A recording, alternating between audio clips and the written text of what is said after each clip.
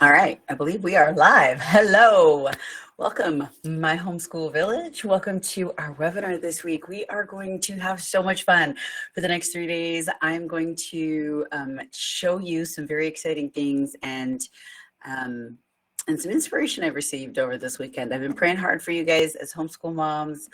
I take very seriously the fact that you come to listen to me, and I pray very hard to know exactly what I should say and how I can help in any way. And I'm so glad to see you guys here this morning. I know it's Monday, it's early, it's 7 a.m. at my house right now. Let's just make sure, are we able to hear?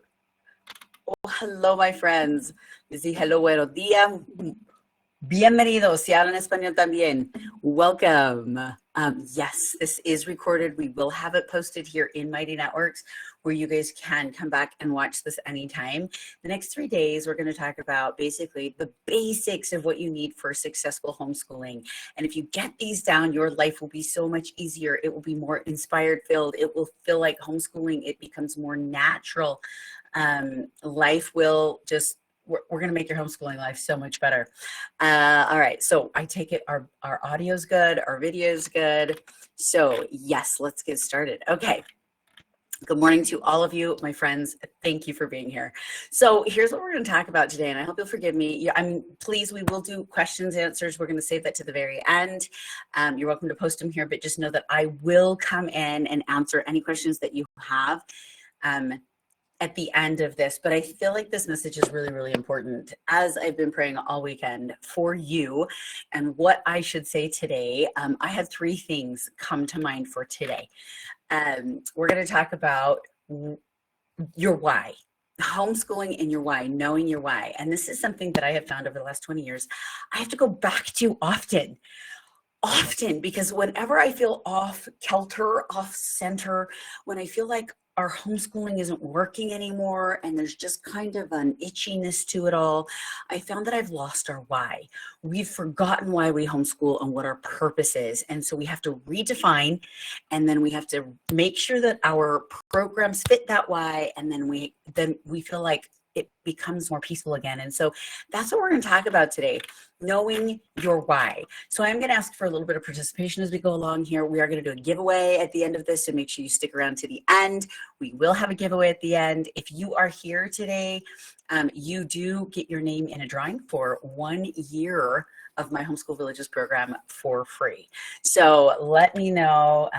You're welcome to let us know in the comments. I just got to make sure I have message over there.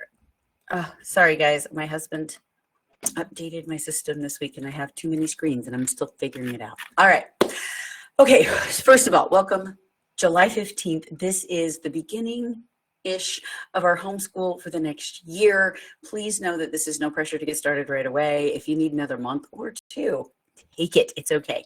But let's talk about why. Okay, why do we homeschool as moms?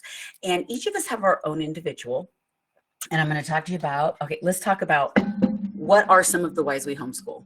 Number 1, we might homeschool because we just don't want our kids in the public school system, right? That's a great why.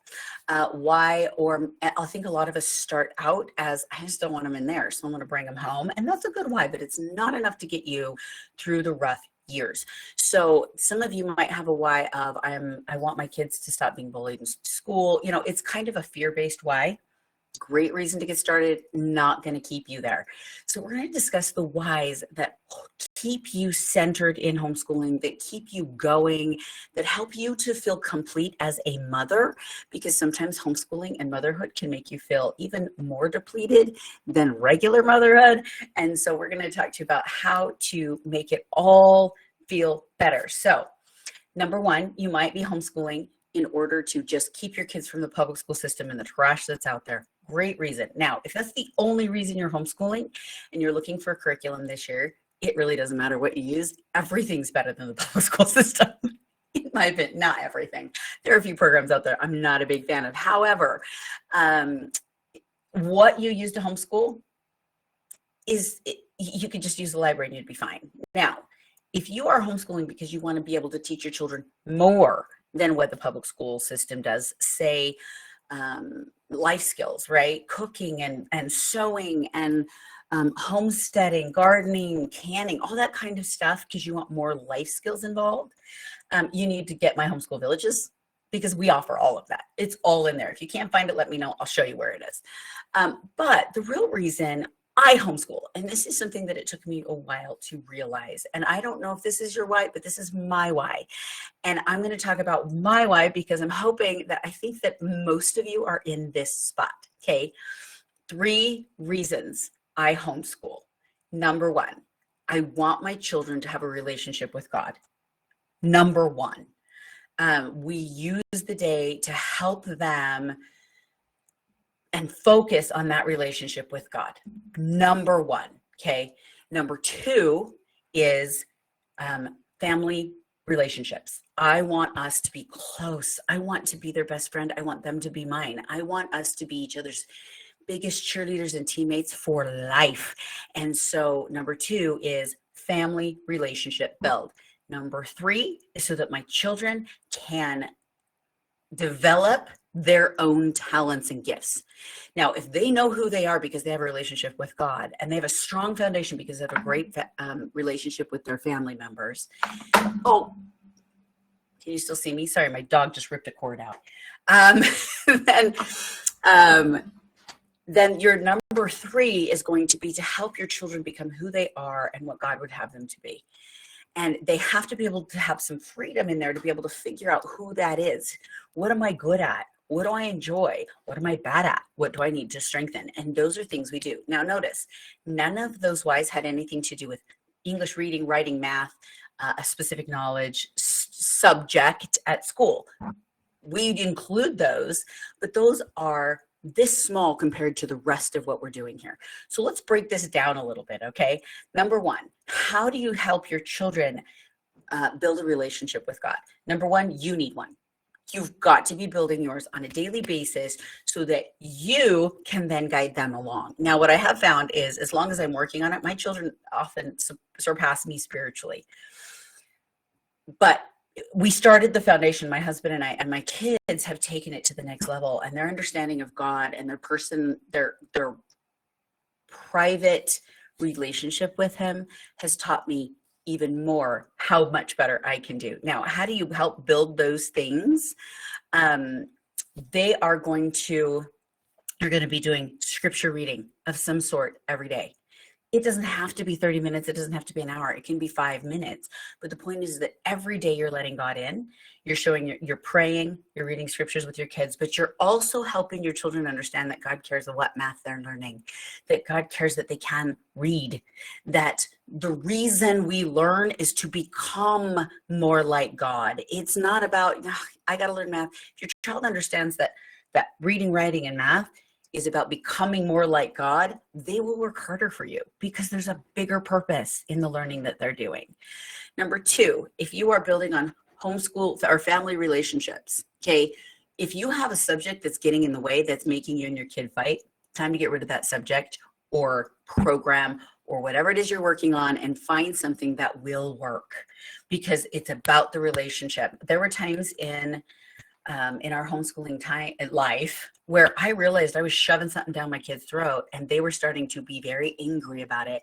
And I was getting angry about it because they wouldn't do what I had planned. And I realized it was hurting our relationship. And that's when I had to let go of some of my preconceived notions of what homeschooling should be because it was getting in the way of our relationships. And sometimes it was getting in the way of them finding out who they were, what they could do with their lives, because I had an agenda. But my agenda wasn't necessarily where they needed to be, and you have to let go of that agenda. So let's talk a little bit.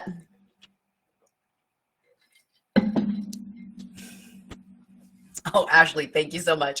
Ashley says she resonates so much here, and she's only in first grade. It's okay. This is, I think, where the biggest struggle is in those early years because you feel this pressure when you first start homeschooling. And it's really hard not to listen to the world telling you what should and should not be. And when you figure out these whys, okay, if your 3 whys are my 3 whys, these 3 whys, we're building a relationship with God, we're building family relationships, and we're helping our children discover who they are and what their talents are. to offer this world, and then to show them how to use them, right? So those three things. If your three whys are my three whys, give me a thumbs up on here. I want to know how many of you have those same three whys, or you're welcome to take them if you haven't up until now and you're looking for your whys. These are, if you stick with these three whys, you guys, it doesn't matter what the world says, you move forward. We are your tribe. Oh, I apologize. There we go. Okay, that's my daughter from Peru trying to call in. She'll go call her daddy. Oh, sweetheart, go call daddy. Okay. Sorry about that. I forgot to tell her. Okay. Sorry for that. I forgot to tell her not to call right now, and she'll call her dad. Thank you, Lori, our foundations. So if you're building off these three foundations, here's what you're going to do. Number one, when you're picking a curriculum, you're going to be very careful that it's not something that over controls your children. You're going to be careful that it does not lead you away from God, or that it gets in the way of your family relationships. And you will find that curriculums can do that, because they put on, some of them are so pressure on what needs to be done and when and how much, that sometimes you can get so caught up in finishing a particular lesson, a particular chapter, a particular topic, and forget to see the child you're working with.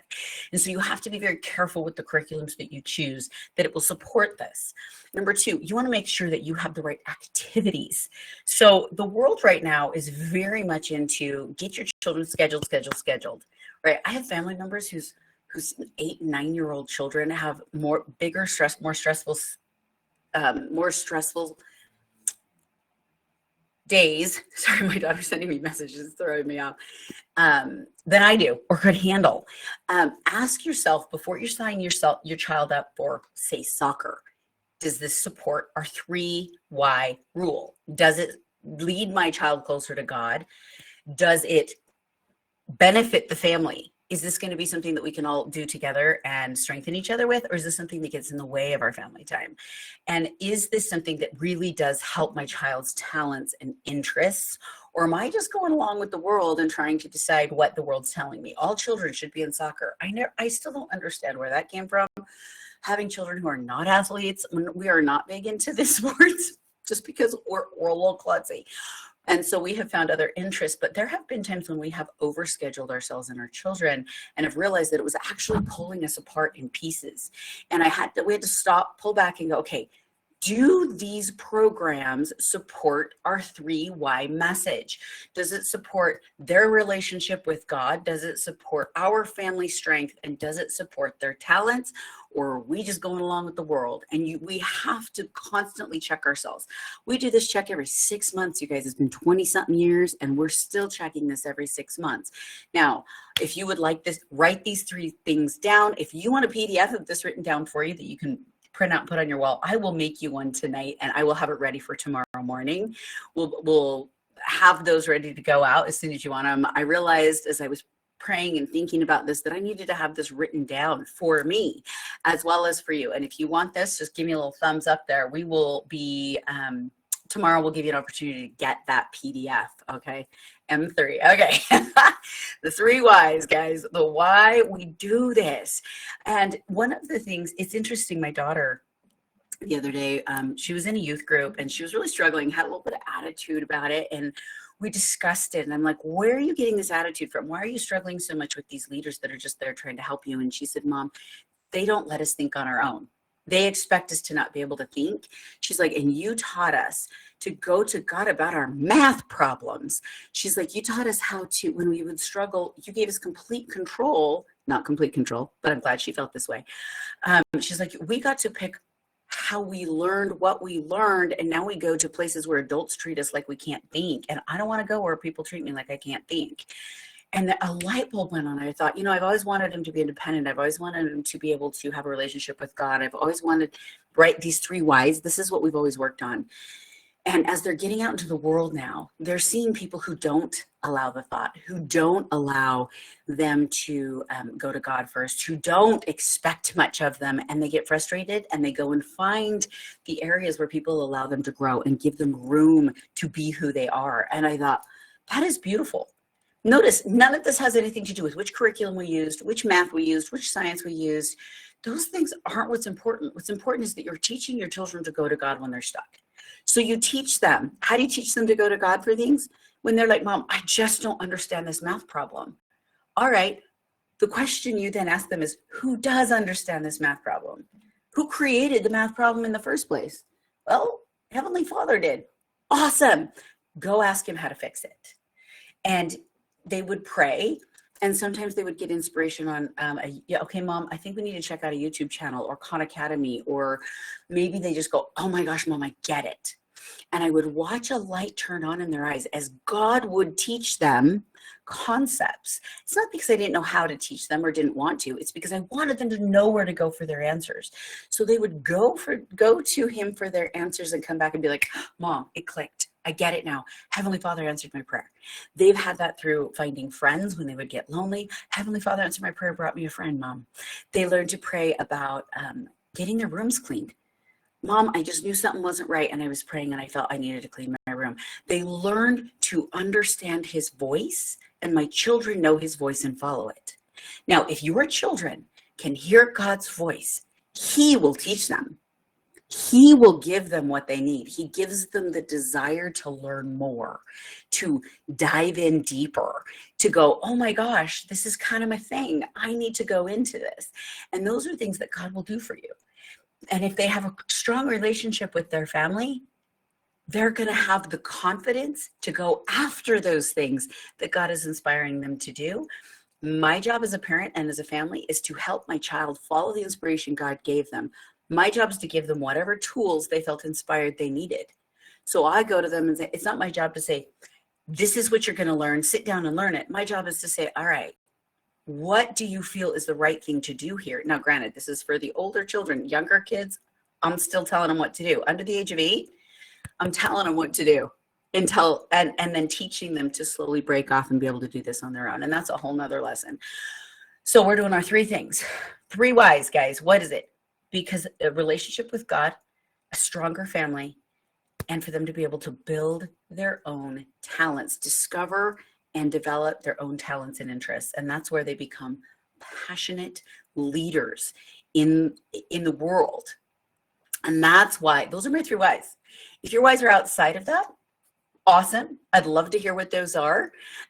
Those are the 3 whys that my homeschool village is built on. This is what we are here to help you do. Those 3 things. Yes, we have a curriculum that can help you do it. Yes, we have other programs. We have unit studies. We have all the tools you need. But the real purpose of my homeschool village is to help you with those 3 things: a relationship with God, strengthen your family, and to help your children find their talents. Our motto, hay poder aprender. We've got to talk. Yes, there is power in learning, and it's spiritual power. God is knowledge.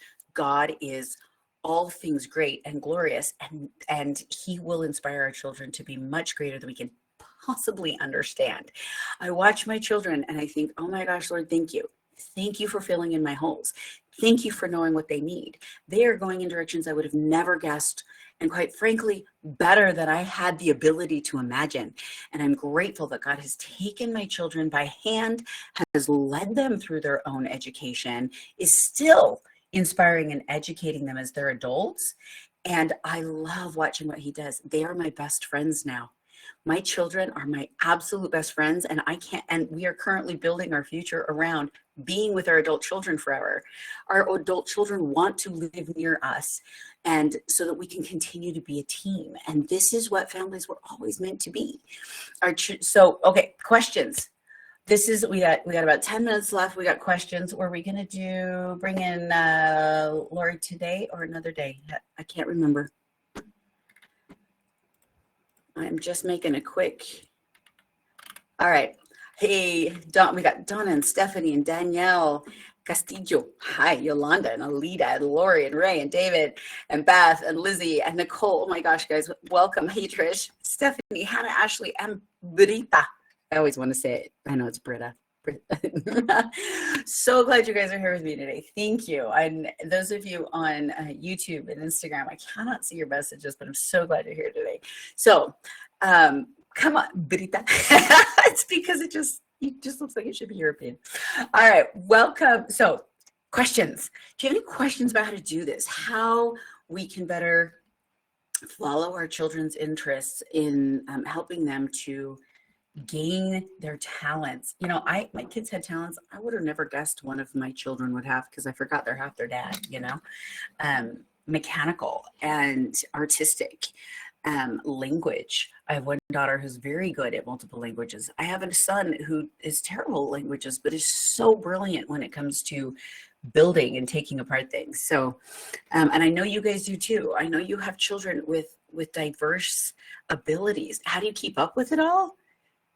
Oh, Trish, wonderful question. How do you address the rebellious spirit in preteen teenagers?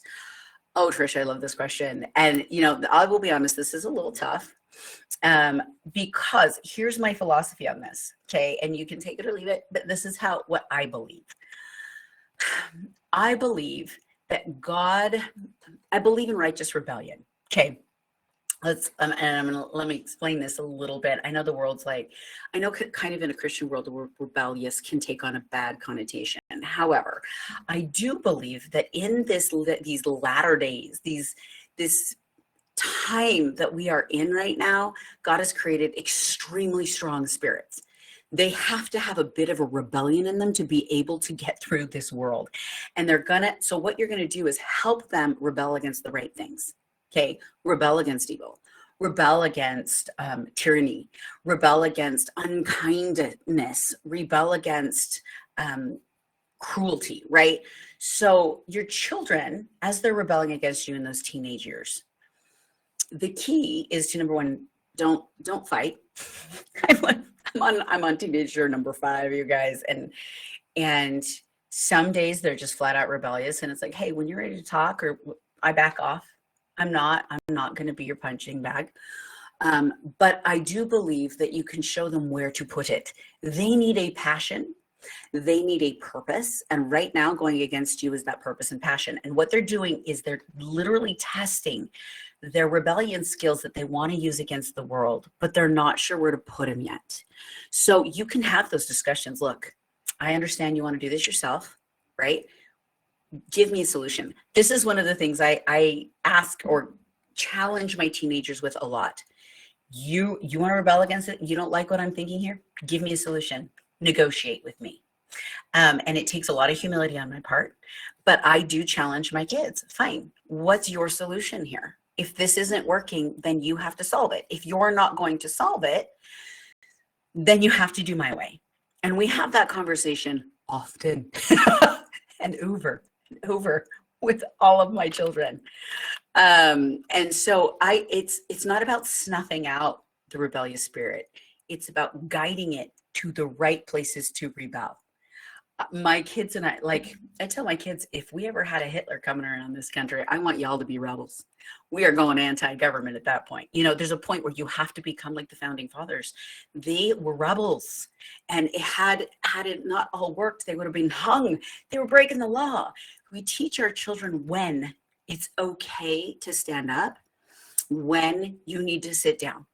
And this is the stage, this teenage stage, where you have that conversation, and ideally, you are giving your children credit for their brilliance. Give them credit for their brilliance and their desire, and then help them find a place to put it. I hope that helps. Yolanda, I do know how to encourage my oldest to do what he wants without giving up on it so quickly. I encourage. Sorry, Yolanda, there's a few typos in there, and I'm not sure I understand exactly what you're saying there. Okay. Okay, Lori, got it. All right. How do I encourage my oldest to do what he wants without giving up on it so quickly? Ooh, that's a good one. How old is this oldest, Yolanda? This will change my answer on exactly how that is. Is he 18 or is he 12? Tell me how old your oldest is. Hannah, I try to encourage rebellion as long as it is done with the right spirit. I feel like homeschool parents, we are rebellious. Hannah, I couldn't agree more. I agree. There's a certain level of rebellion we have to keep going. There's a fight in us.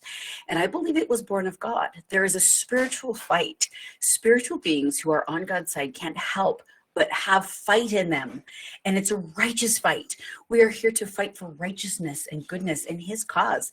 We're not here to be passive. We're not here to just be like, well, whatever. I believe in being kind and generous, to all people. But if you're going to be on the side of evil, I am going to do everything I can to not offend God, even if that means offending others. As long as I haven't offended God in my actions, offending others might come with the territory. Jesus himself offended others. He did. He still does. I'm on his side. Yolanda, he's 15. Okay, Yolanda, first of all 15-year-olds across the board do this. Okay, I have not had a 15-year-old yet. Whenever I hear that, I would honestly say over the last 5 years, anytime somebody asks me about their teenager not fulfilling, not sticking it out, not want, just kind of this really rough stage, they're always 15. They're always 15. I'm not even kidding you. 14 to 16 for both boys and girls is a rough stage. They're tired. They need more sleep. You need to make sure they're getting all the protein you can stuff down their little bodies and less sugar. And then you literally wait it out. And I'm sorry, but this is literally the best advice I could possibly give you. A 15-year-old is not old enough to stick it out. They haven't grown up enough yet. And they're still babies. They still want to be that kid. They still are watching their younger siblings going, well, I want to do what they're doing. But they have a need to be older. And because they're stuck in the middle of this, they go back and forth. One day they're going to want to be treated like an adult. And the next day they want to be treated like a kid. And so we had a conversation with our kids. Look, we get this. This is what teenager is. One day you want to be a kid. One day you want to be an adult. So we need to communicate that. Because some days I'm going to treat you like an adult when that's not going to work for you. And you're going to get mad at me, and then we're going to have a rebellion. And so we would have a thing that said, hey, Mom, today I'm a kid. Okay, today you're a kid. But that means I treat you like a kid. And some days my daughter will say, Mom, I want to be an adult today. Okay, then here are your adult responsibilities. And here's what, and we've had to have that conversation, have a keyword, have something that allows your child to do the switch back. Because eventually they'll start doing more and more adult. And eventually the kid will only show up once in a while when you're playing, and that adult will slowly take over. But you're in the stage where they're going back and forth from kid to adult. It frustrates you. It frustrates them, because guaranteed the day they want to be a kid, you're treating them like an adult.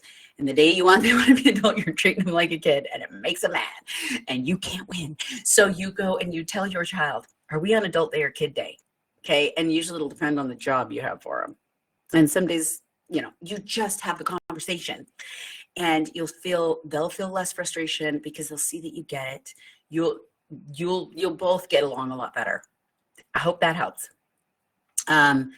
Lori says it's okay to ask questions as they grow older. Yes, with the right spirit. When they're little, under 6, there's a little wiggle room for disobedience. Sometimes as parents, there's no time to explain, just obey. I agree with that 100%, Lori. I am a strict parent on the younger children. I am very strict parent. You will do it like this because I want them trained right. And as they get older, we let go. As they get older, we give them more and more opportunity to choose. When they're little, they might get to choose, are you wearing the blue pants or the black pants, but that's all they're choosing.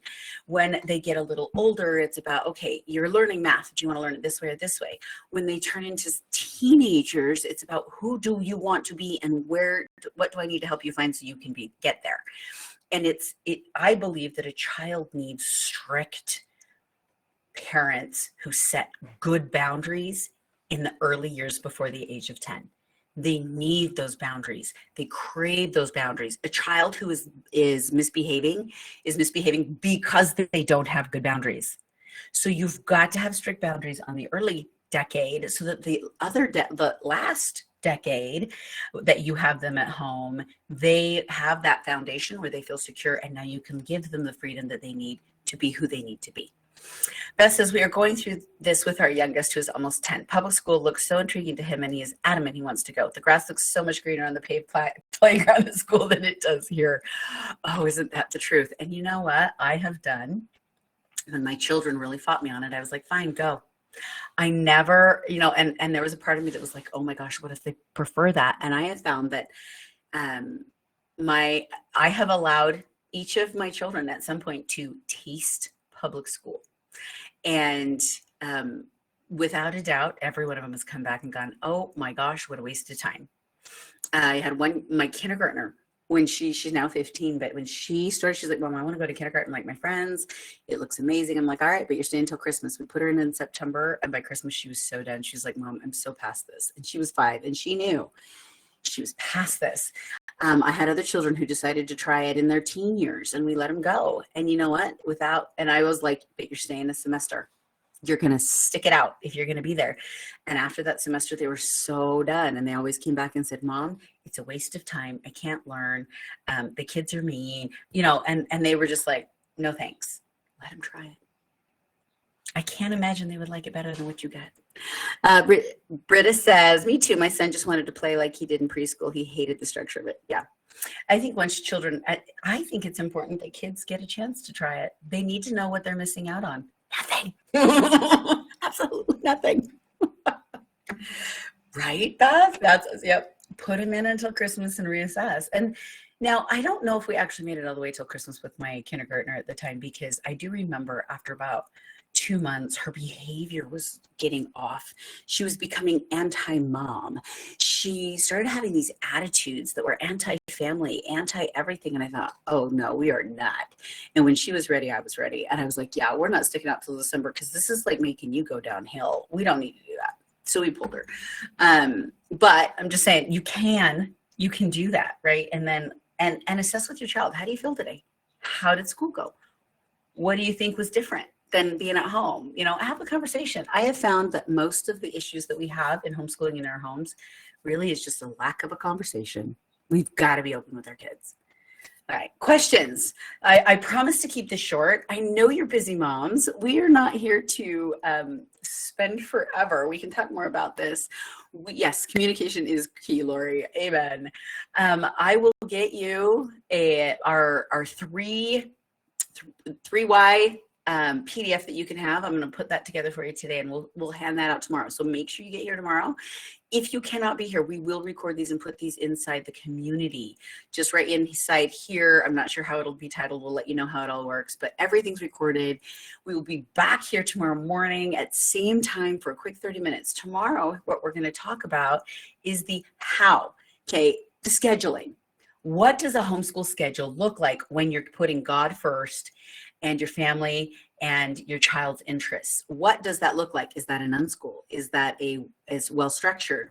Exactly what that looks like. I'm going to give you a play-by-play on what a day in the life looks like for a homeschool mom with these 3 Ys.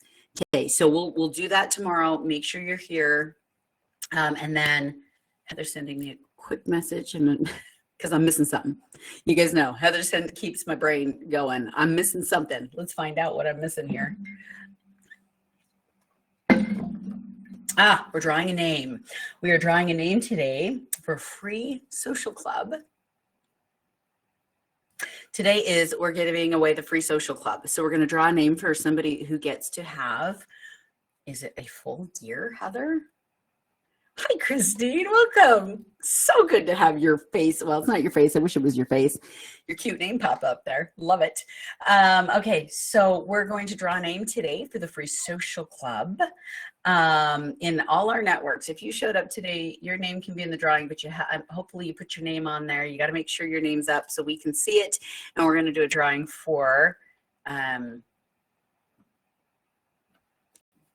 our social club. Now, just a quick explanation. If you don't know what our social club is, it is a place where our homeschooled kids are hanging out. Okay, we are doing Minecraft 3 days a week where our kids get on and play together.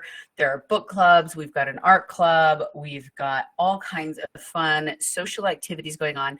I actually did the math on this the other day. If your children attended everything we provided, that's 10 hours a week, you guys. 10 hours a week to yourself. So for 10 hours a week, we will entertain, educate your children online on Zoom while you get to do something else. So 10 hours a week. That's 40 hours a month that we will take over some homeschooling for you, and your children get to meet friends online. My son has made some great friends online. It's been so fun.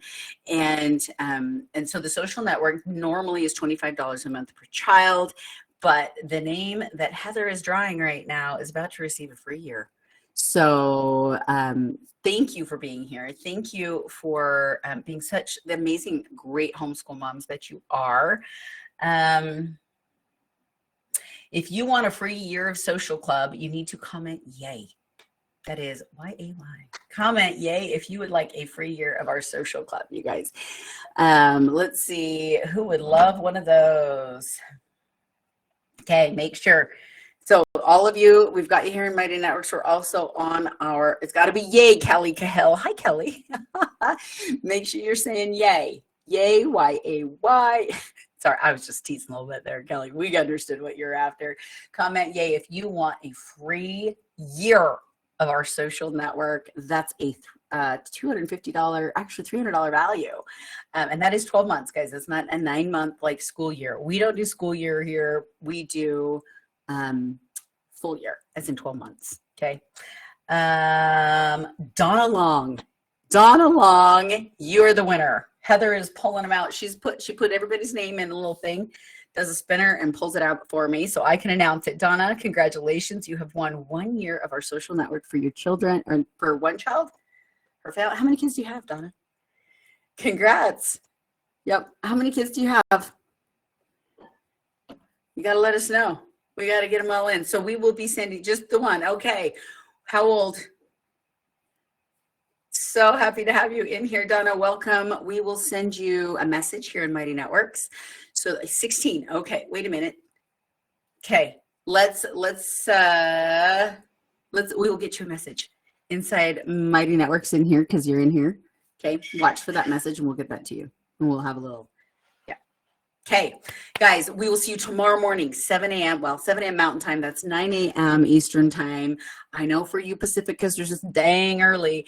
And so we will record it and put it in the group for you so you can get in here. In the meantime, remember your 3 Y's were God first, family second, individual development of your child third.